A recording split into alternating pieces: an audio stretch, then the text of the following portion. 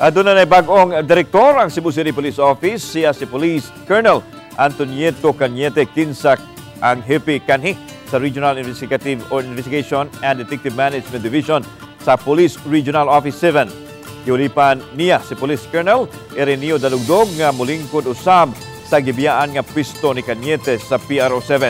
Gipahigayon ang turnover of office ceremony sa CCPO headquarter nga gitambungan ni Police Brigadier General Anthony Aberin, ang PRO7 Regional Director o Cebu City Administrator Attorney Christine Batugan isip representante ni Acting Mayor Garcia.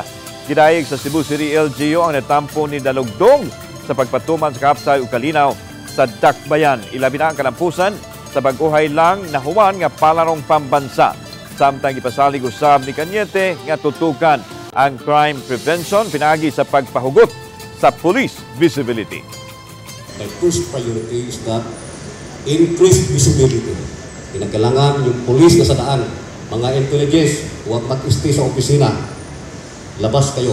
Your unconditional love, support, and understanding fuels me to keep doing my best in everything I take on. Good luck.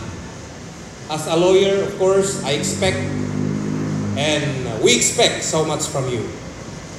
You have to continue the good things that the outgoing city director have done. There is no amount of gratitude that the city government can express to acknowledge his contribution to the development of the city.